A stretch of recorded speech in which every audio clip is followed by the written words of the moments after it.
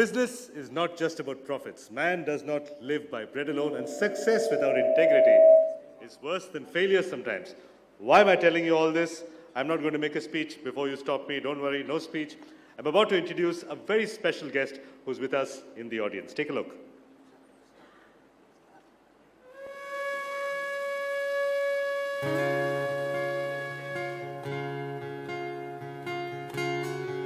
Sadhguru Jagi Vasudev is a realized master, mystic, and yogi. He has shown the way for people to attain to their natural joy and to live life with experience from one's own inner nature. His presence is filled with grace and compassion. Sadhguru's scientific approach towards spirituality and work towards the upliftment of humanity have received accolades worldwide. The words that come from him in intensity and utmost clarity, from his deep understanding and wisdom, can change the very core of the being. Belonging to no particular tradition, Sadhguru incorporates what is most valid for the modern person from the spiritual sciences. His work, an outpouring of his blissfulness, finds expression in the form of a ceaseless offering to help all beings. Available to all who are willing, Sadhguru's life is an invitation to the divine through individual transformation.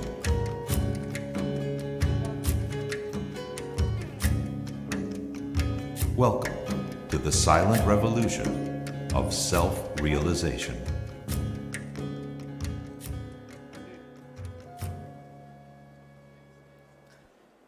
Ladies and gentlemen, Sadhguru Jagi Vasudev is a spiritual leader. He's also a biker, a golfer, and certainly one of the wisest men you will meet in your life. Mr. K.V. Kamath is India's most successful banker, the chairman of the jury for this year's awards, and also the one-man army who changed the gender equation in Indian banking. It now gives me great pleasure to invite Sadhguru Jagi Vasudev, Mr. K.V. Kamath, and Indrajit Gupta to give away the two final awards. And before that, for a quick chat, IG, normally we give all our speakers 3 minutes, but I've been asked to multiply that into 4. You have 12 full minutes. Can we have you on stage?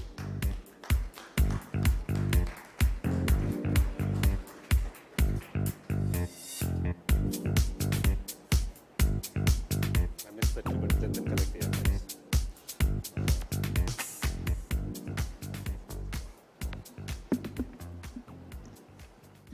Good evening, ladies and gentlemen. I hope I can be heard at the back. Okay. We've just heard a range of very, very interesting presentations that hopefully have given you a sense of the future. The same sense that I have, that we're heading towards a new future, a different world, and a new set of rules by which the leaders of tomorrow will have to play by. It's a time of great anticipation. It's also a time for thoughtful introspection. I have the privilege to anchor the final segment of this evening's program, a conversation with Sadhguru Jagi Vasudev and Mr. K.V. Kamath, two amazing stalwarts, one a modern-day guru, the other a truly transformational business leader. A very warm welcome to you, Sadhguru, and to you, Mr. Kamath. Thank you for being in our midst. How do we build on some of the things that we've learned this evening? How do we as leaders prepare ourselves for the future? I want to start with the very idea of transformational leadership, something that we are celebrating this evening. And I have the same question for both of you. And I'll come to you first, Sadhguru. I'm sure you come across leaders from all walks of life. Can you pick out 2 or 3 qualities that you found that truly sets apart the transformational leaders from the rest? Good evening, everyone. The most important thing about being a leader is It's not because somebody wants to become a leader, he becomes a leader. That could be in the political space. But in social life and in business, it's because someone is capable of something that most other people are not capable of, he becomes a leader. He is able to see something or do something which everybody else is not able to do. So, the many leaders I have met, when when I have a more intimate relationship with these people, what I find is they're extraordinary people. One reason is they pay attention to detail. Another reason is they have been constantly working on their competence rather than wanting to be leaders. Leadership has happened as a consequence, not as a desire. These are two things I always found with truly great leaders around us. Very interesting. Mr. Kamath, in your book, what is the DNA of a truly transformational leader? I guess there are two core things that I would look at. One is the ability to see the future, and second is the ability to execute on what you see. And when I say see the future, is not whims and fancies, not looking into a crystal ball. It's basically to scan the environment and maybe make that connection, that leap to what is possible from what appears impossible, and then have the conviction that this can be executed on. Again, say this can be executed on is easy. You need to make that happen too. Put the team in place, see that the team is motivated, goals are set, and then execute, drive them to success. So I think these would be the two key things. You asked for two key things, and to me, these would be the two key things. And you can use one example of seeing the future and execution of it in the context of, let us say, Steve Jobs. I don't have to say anything more. Sure. We also had another Steve Jobs in India. About 2 weeks ago, India lost one of her beloved sons, Dr. Verghese Kurian. I think his story of how he created the world's one of the most biggest and most successful cooperative movements, I think will inspire generations to come in this country. But sadly, if one were to look around, you get the sense that there are not too many Koreans around us. Then there's a growing sense that we do have a leadership vacuum, not just in business, but in politics and in all spheres of public life. So my question is, as a society, if India were to be blessed with many more transformational leaders like Kurian, who leave their mark in society, what is that one thing that you reckon needs to be changed? Well, I think I entirely endorse that Mr. Verghese Kurian was a leader in the same light as Steve Jobs. I sincerely believe so.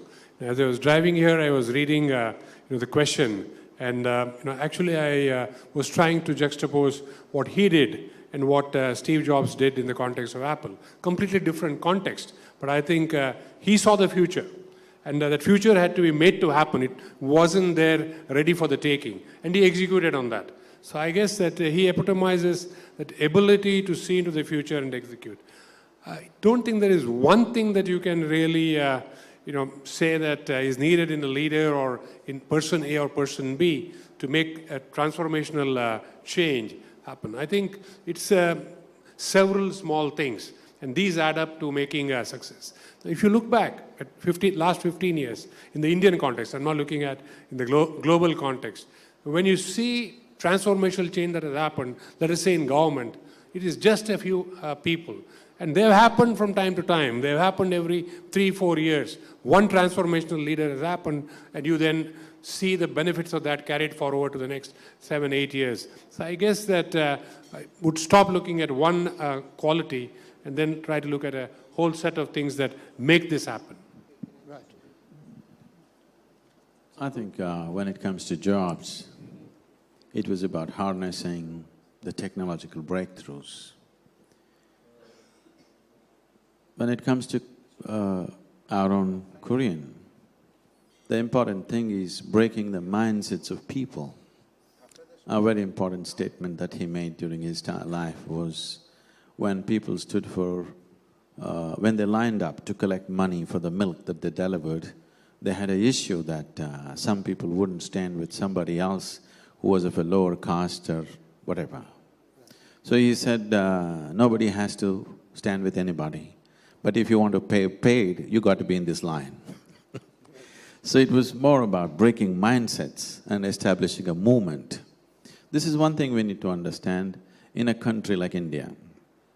Whether it's a business idea, or a political idea, or a social idea, or an ecologically relevant idea, if it has to become nationwide, if it has to really touch people, it will not work as a policy. It has to be a movement.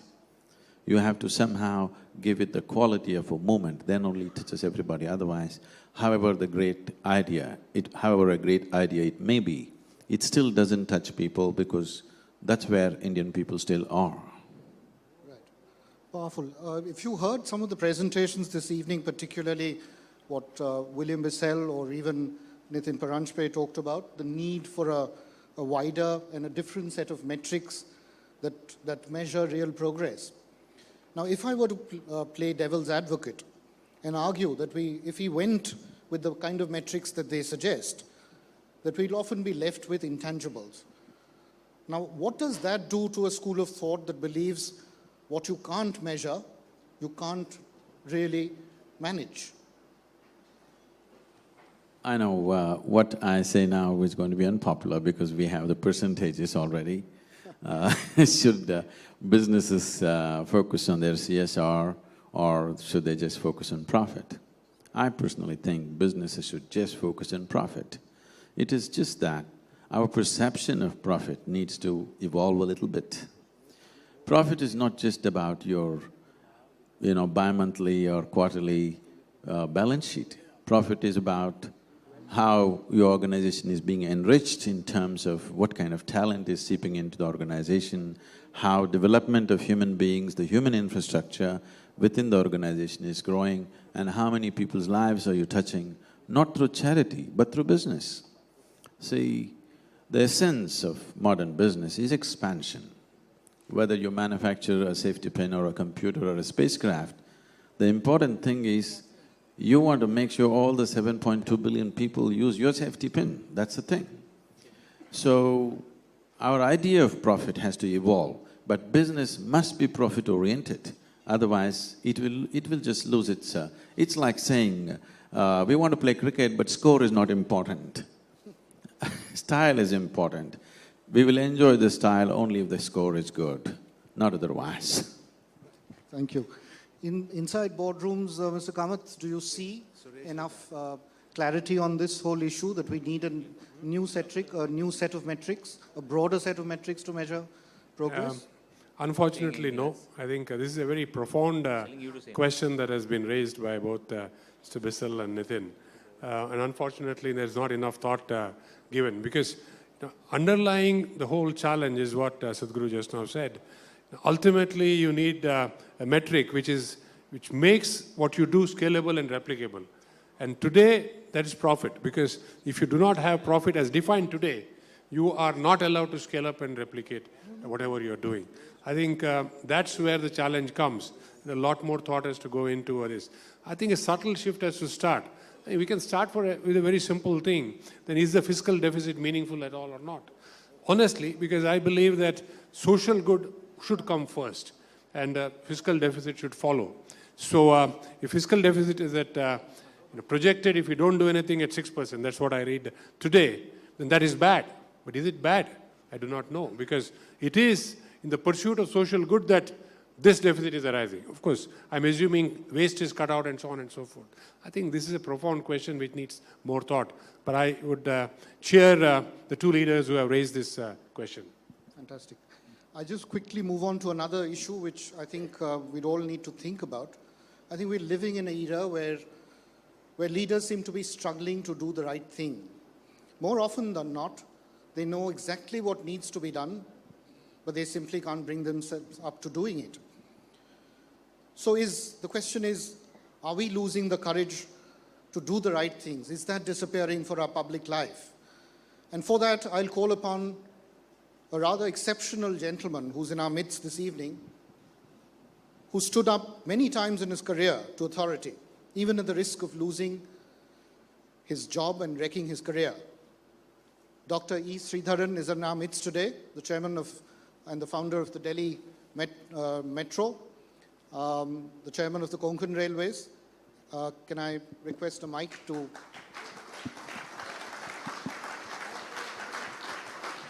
Dr. Sridharan. Thank you, sir, for coming all the way from Kochi to be in our midst.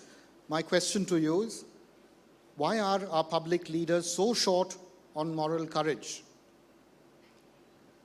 Well, Indrajit Gupta, you are very, very right. I think there is a severe shortage of leaders who can stand up to politicians and to bureaucracy today. That is why we are not able to achieve much in our country. The main reason being that we are always hankering after some favors from politicians or some concessions from the bureaucrats so that we lose the focus on what we want to do. I think if we have the courage, if we have the integrity and the desire to do achieve what we want, it is possible to stand up and get things done. I think I have been largely successful in what I wanted to do. And that is how I've been able to complete the Konkan Railway on time and the Delhi Metro also very successfully. And with the success of Delhi Metro, it has been possible to spread the metro revolution to many other cities in the country as well. I think the time has come for people to stand up for a cause and then work for it. Dr. Sridharan, I have one more follow-up question. Can you kind of help us understand why it pays to do the right thing? You've demonstrated that many times in your career at great cost to your own personal growth. Any examples, any anecdotes that come to your mind that best illustrate the point? Oh, I have a number of instances like that where the politicians wanted something to be done and I was not obliging them and they were quite unhappy about it. They wanted to dislodge me from the position I was holding. But somehow, with God's grace, it was possible for me to pull through and get whatever I wanted to do. A number of such occasions had taken place. I mean, it's difficult to enumerate this in this audience now. Sure. Thank you. Thank you, Dr. Sridharan. That's in some ways, the crisis of leadership that we face, Sadhguru. And I wanted you to kind of respond. Are we losing the courage to do the right thing? Do you agree? Dr. Sridharan being here is a wonderful thing, and everybody knows what's been achieved. So leaving that apart, the disgrace for us as a nation is that we have only one Sridharan. Why is it that we don't have 1 million? It's because somewhere we have not set up the necessary ethos, necessary fundamentals to produce men like him. Why is it that somebody who does his job, I'm saying this with all due respect, why is it somebody who just does his job is a celebrity in this country? Simply because very few people are doing their job. It's so unfortunate that we have come to this place. This has happened because we have not taken care to produce those people. These people don't fall from the sky. An individual person makes himself like that, or a society cultures such people. We have not cultured such people. Like just now, Akhil Gupta was saying, we will beat China, we got everything. Yes, that's true. There are many cultural advantages we have, many innovative advantages we have, but we have corruption. This is like saying, I'm very healthy, I'm doing really great, but I got cancer. Everything is fine with me, all the other parameters, but I got cancer, how am I going to get rid of that? So, creating a society where integrity is valued needs to happen from a very early stage in a human life.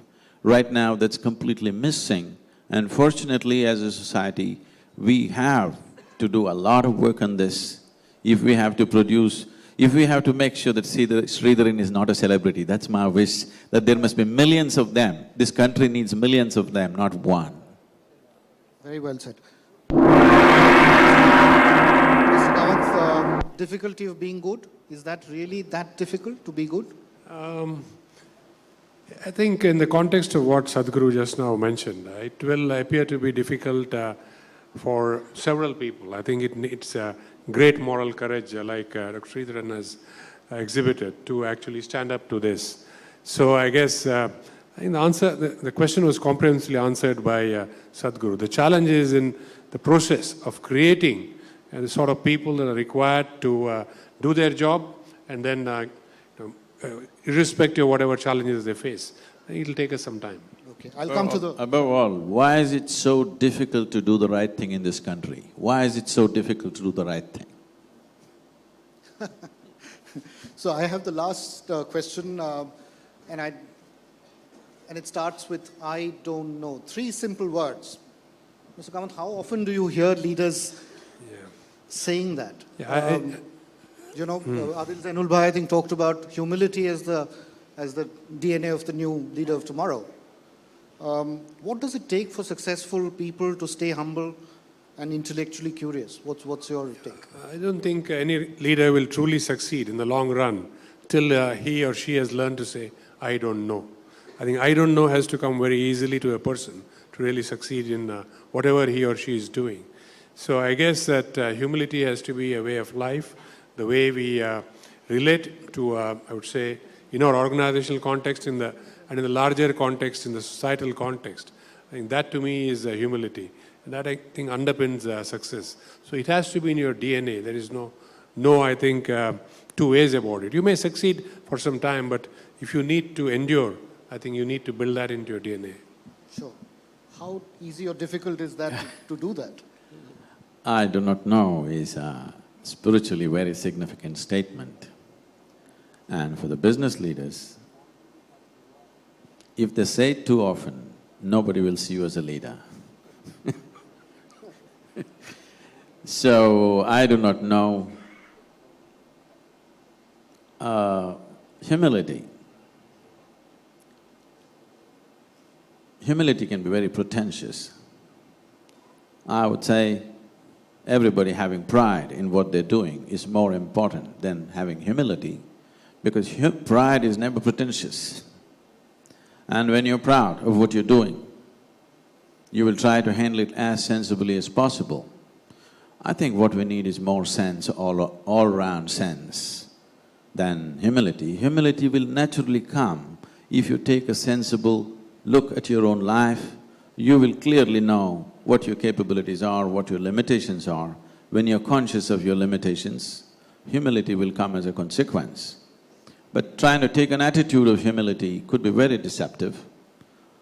I would prefer that everybody takes pride in what they're doing, because pride and being successful and being proud of your success keeps you clean. You will not go off the track because it matters to you.